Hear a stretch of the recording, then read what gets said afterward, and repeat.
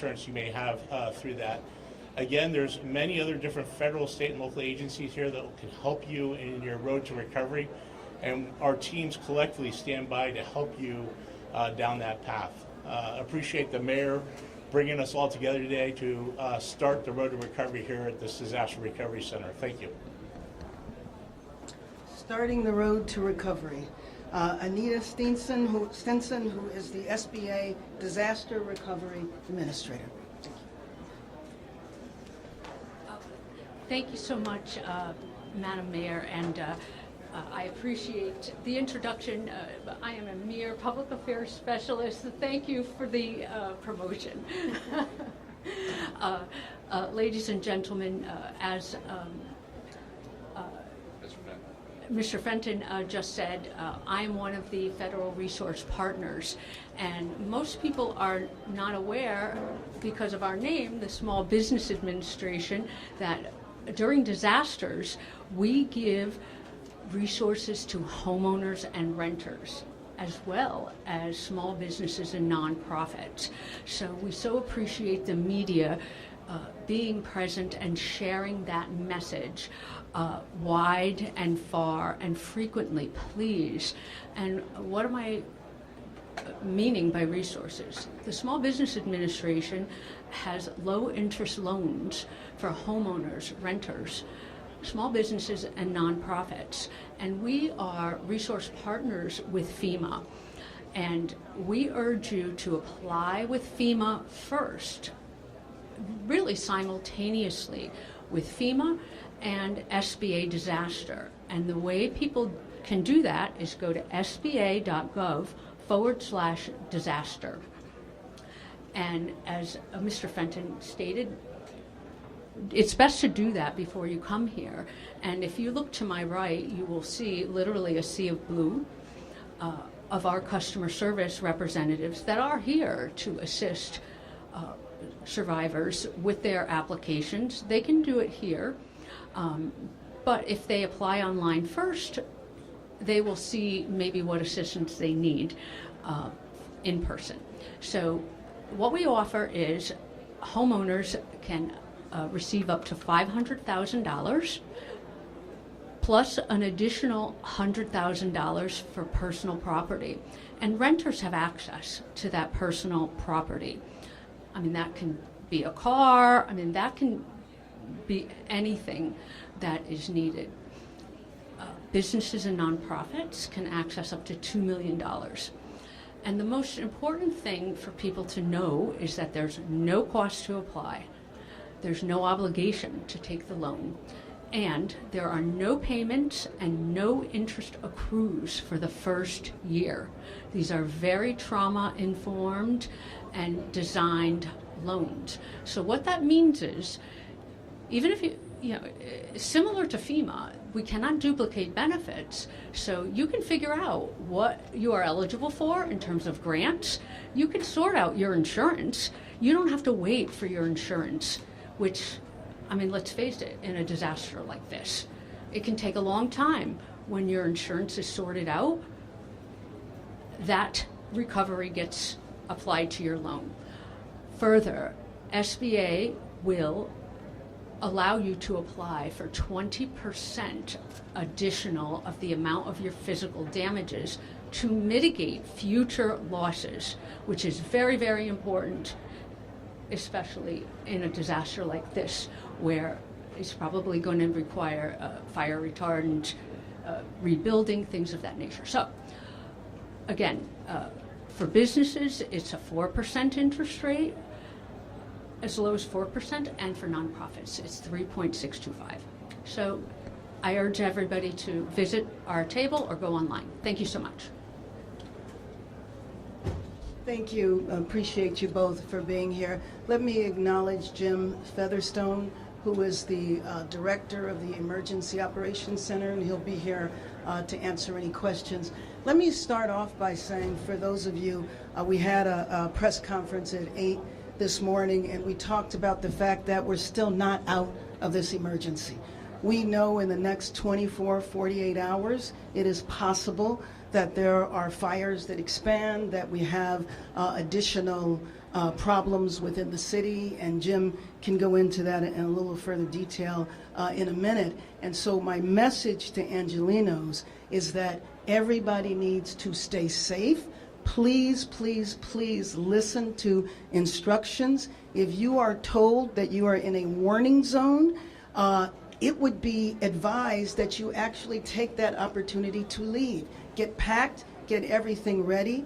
If you wait until evacuation, then you might get caught up in traffic, or you might have some other issues. And you know that a number of people who stayed behind for one reason or another have been severely burned. Some of them didn't survive. I believe that our Sheriff Luna gave some very graphic examples of people who didn't evacuate in time. Everybody wants to help the first responders. Everybody talks about the first responders. If you want to help the first responders, then please follow directions.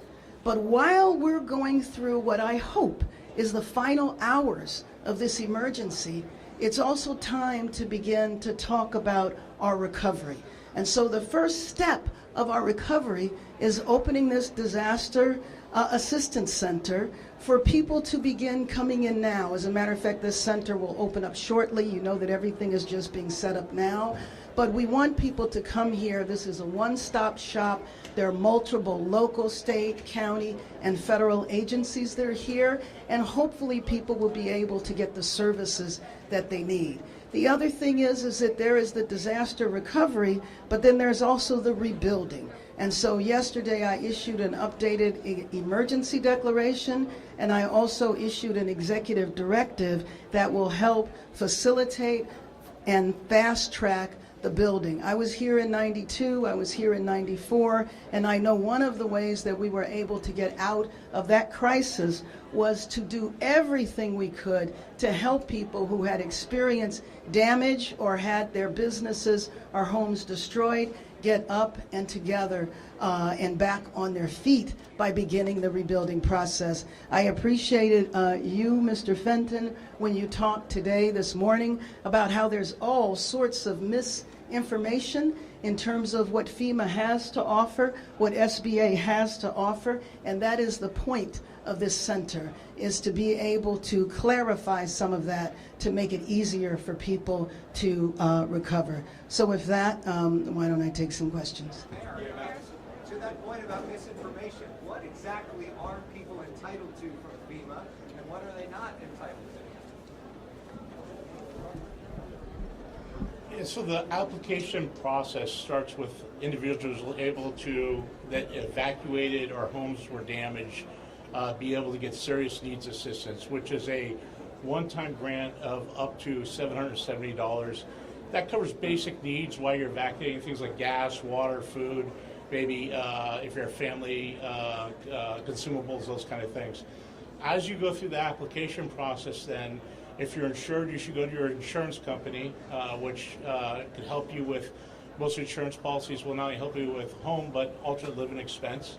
If you're uninsured, you should keep on going into FEMA. FEMA can give you the two grants that I talked about. One is called Other Needs Assistance, which is a grant up to $43,600. It helps with personal property costs, medical and dental, transportation, funeral costs, and miscellaneous costs. The second grant is called Housing Assistance. And for the homeowners, it would help with repair, replacement, and lodging expenses reimbursement up to $43,600. In addition to those two grants, if you continue to be displaced longer and your house is destroyed, or whether it's a homeowner or a renter, you can get rental assistance from us, where we will provide rental assistance for you based on the family composition and size of your house for up to 18 months. And if we get to a situation where rentals are not available, we also have other forms and other programs where we either bring in housing or we lease with apartments and create housing that way. This is a decision when we start getting to temporary housing and more of the longer term housing needs that people have until we rebuild. These are decisions that we'll work out with the local community to see what fits best for the displaced population they have, and we'll turn on those programs as needed. Those temporary housing programs do not impact the 43,600. I think what's key is that individuals that are insured have to go to their insurance company first. If they're underinsured, they could then come back to us and seek additional assistance for the underinsurance. The other rumor that I talked about this morning had to do with the 100% cost share waiver of the president. So the president waived 100% of the cost for the firefighting costs and for debris removal, which is going to be important to start the rebuilding process. He's done that for 180 days. That 100% doesn't apply to our grant program, so our grant programs to individuals are already 100%. It's a direct grant, but up to that cap of 43,600. The good news is in the state of California, when you get a max grant, adds $10,000 on top of a house repair grant. So that's what you get from FEMA. In some cases, it may not make you whole, but it's meant to jumpstart recovery. And then other programs such as SBA and other programs will help you to make those next steps along working with philanthropy, nonprofits, and other organizations. From CBS, Mayor, on price gouging. California bans price gouging on rentals, so a landlord can't ask for an increase that surpasses 10%. But a prospective tenant can offer whatever they want. So realtors tell me that what they're seeing, rents are doubling, rents are tripling, and that is completely legal. For Californians who are being priced out of their neighborhood because they can't outbid their neighbors, what do you say to that? What can you do to get ahead of that? Well, first of all, anybody that would take advantage of the desperation that people feel right now, I just think is shameful. In the last couple of press conferences that we did, the 8 a.m. press conference, our DA was there, and he was very clear, and I've also spoken to our city attorney. Both of them are very clear that they are going to be on the lookout for this type of thing. I also want you to know that the City Council is meeting right now, and I know they're going to take up this issue. And so it's something that we really have to go into because we just can't allow that to happen. First of all, the rents are too expensive to begin with.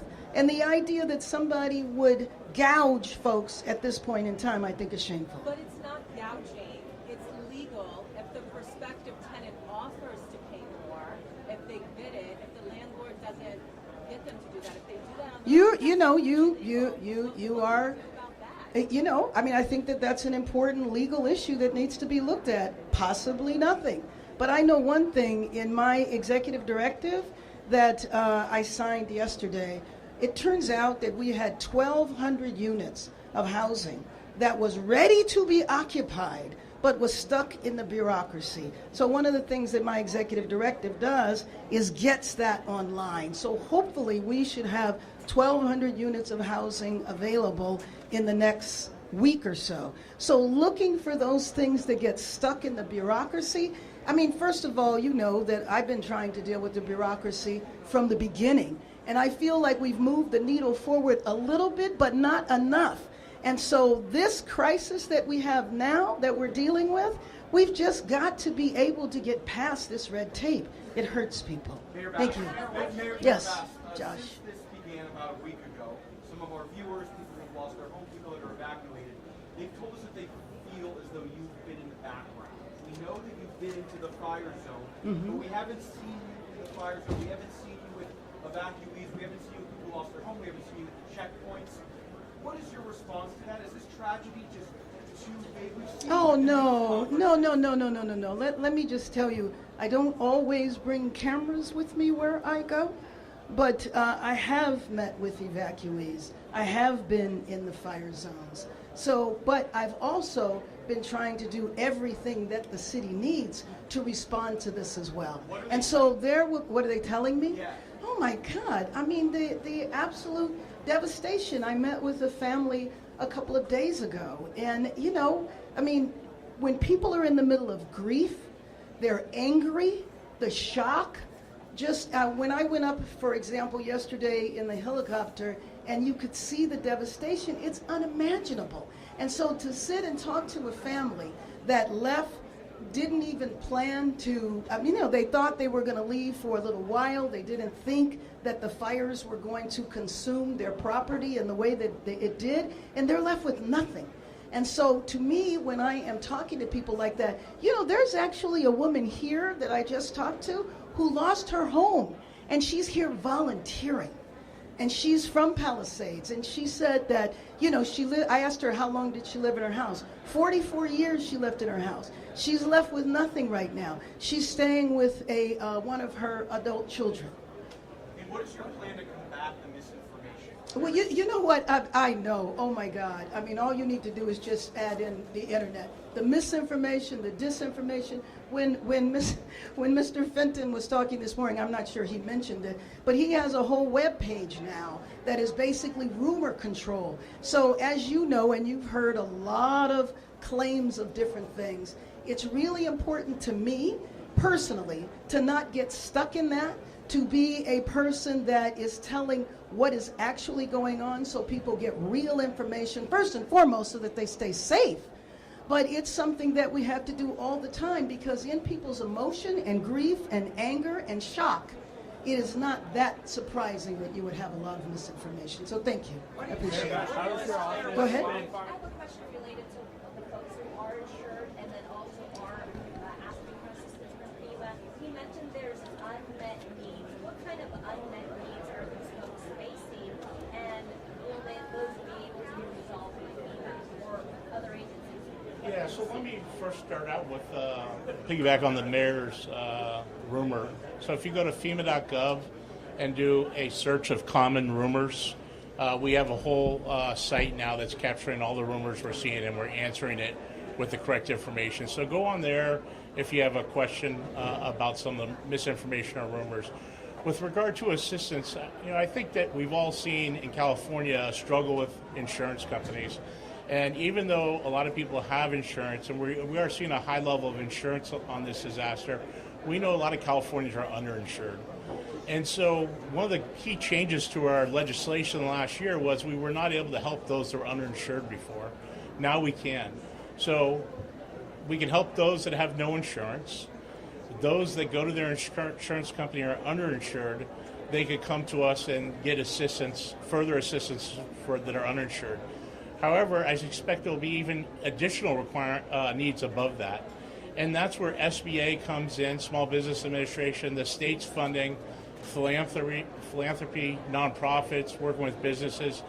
They will work with those individuals through case management. And one of the things FEMA does is provide a case management grant to the state to help with that, including crisis counseling grants to help with the mental anguish of this event, to help work with individuals on what is their recovery plan, what assistance do they need. And it's a very individual situation for each individual. Everyone is going to have different issues and different needs, and we need to work them individually through that over time to help them get back to full recovery. But do you have any examples of those unmet needs that for those folks who may be underinsured and also are needing help with FEMA? Yeah, as far as examples of underinsurance, how much they're underinsured? The unmet needs you mentioned, that was more than you. Well, I think the unmet needs is there's many people in hotels right now. They're going to need further assistance to stay in hotels.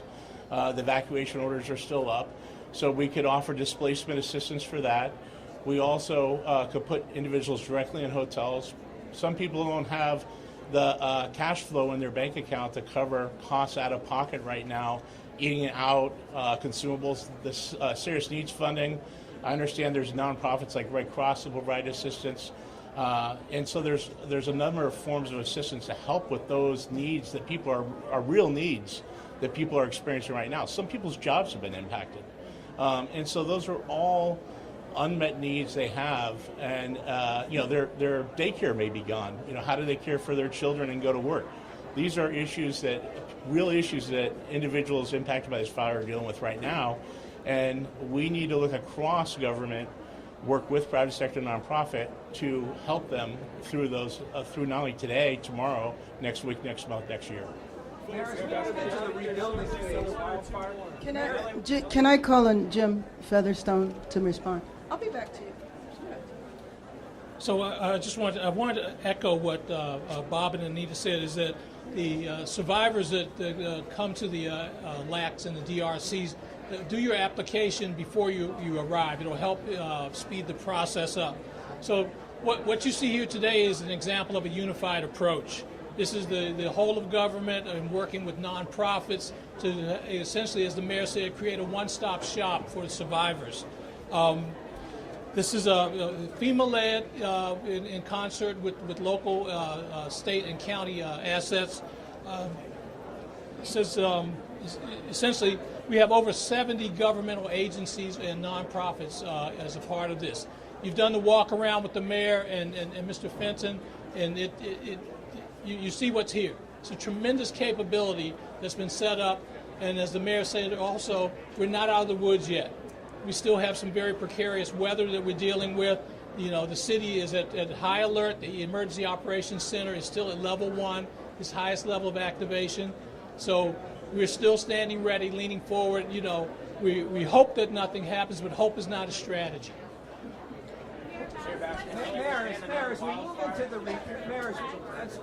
As we move into the rebuilding phase of this, there are some critics that question the city's competence at building housing before this even happened and at dealing with the fires, and wonder whether the city can really handle this. What do you say to critics that... What I say is that the city can handle it, the city will handle it. We have come together before. As I mentioned, I was here in 92, I was here in 94. We did it then, we will do it now, and we have the extra burden, excitement, opportunity of the World Cup coming. And you know that prior to this tragedy, we were focused on getting ready for the world to come.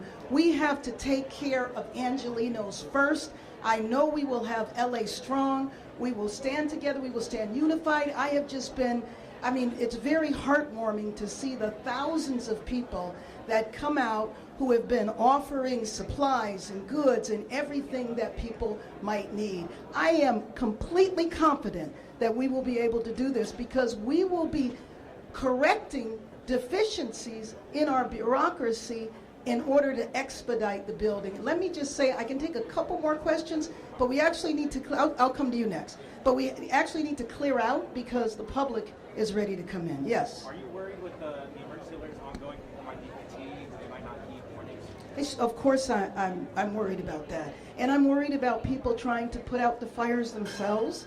You know, people have been caught and injured in doing that. That's why, even though this is the recovery center, and this is talking about the next phase, I just appeal to Angelenos, we are not out of this crisis yet.